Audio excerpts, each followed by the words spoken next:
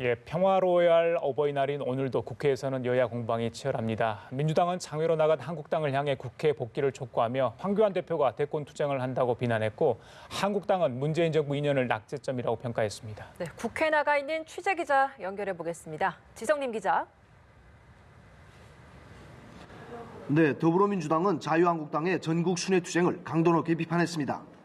이해찬 대표는 확대 간부 회의에서 한국당의 폭력 사태를 전 국민이 지켜본 상황에서 한국당의 장외 투쟁이 길어질수록 역풍을 맞을 것이라고 경고했습니다. 그러면서 강원 산불, 포항 지진, 미세먼지 대책 등을 위한 추경안 처리, 아프리카 돼지열병 등 현안이 산적해 있다며 한국당을 향해 조속히 국회 정상화에 협력해달라고 촉구했습니다. 민주당 홍영표 원내대표도 한국당 황교안 대표가 대권에 대한 욕심 때문에 국회를 볼모로 국회를 파행시키고 있다며 민생 투쟁을 한다는데 정확한 표현은 대권 투쟁이라고 비판했습니다. 반면 한국당은 문재인 정부 2년을 낙제점이라고 평가했습니다. 나경원 원내대표는 당회의 발언에서 문재인 정부 2년 동안 소득주도 성장, 반기업, 포퓰리즘이라는 3대 악의 축으로 경제 체질 자체를 약체로 만들었다고 주장했습니다. 이어 경제는 무너지고 민생은 파탄났으며 안보가 흔들리고 외교 수준이 바닥으로 떨어졌다면서 정치는 멈췄고 국론이 분열돼 사회 혼란이 가중됐다고 평가했습니다.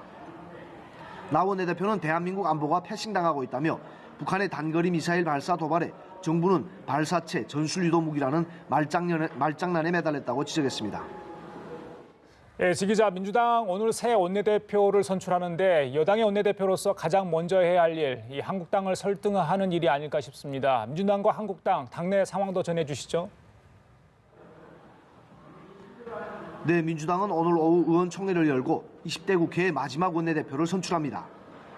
이인영, 노웅래, 김태년 의원 등 3선 의원들이 후보로 나섰습니다.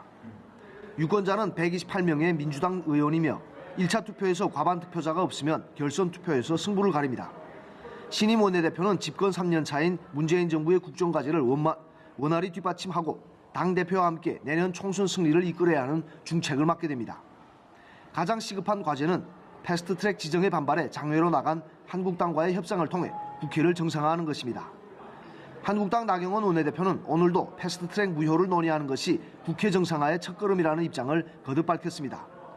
한편 한국당 황교안 대표는 오늘 거제, 통영, 창원, 양산 등 경남 지역에서 민생투쟁 대장정을 이어갑니다. 네, 패스트트랙 강행 이후에 지속된 바른미래당 내용 상황도 좀 살펴보겠습니다. 오늘 의원총회에서 김관영 원내대표의 거취가 결정될 가능성이 있다고요? 네, 바른미래당은 오늘 오후 김관영 원내대표의 중도 퇴진 문제를 논의하기 위한 의원총회를 개최합니다. 오늘 의총은 어제 유승민 의원을 중심으로 한 바른정당 출신 의원 8명과 국민의당 출신 7명 등 15명이 의총 소집 요구서를 제출하면서 열리게 됐습니다. 이들은 패스트트랙 지정 과정에서 국회 사개특위 오신환, 권은희 의원의 사보임 강행 등을 문제 삼으며 김 원내대표가 정치적 책임을 지고 사퇴할 것을 요구하고 있습니다. 반면 김 원내대표를 비롯한 당 지도부는 이들의 사퇴 요구를 당권 확보를 위한 해당 행위로 보고 퇴진 불가 입장을 유지하고 있어 오늘 의총에서는 양측의 격렬한 공방이 예상됩니다. 지금까지 국회에서 연합뉴스TV 지성림입니다.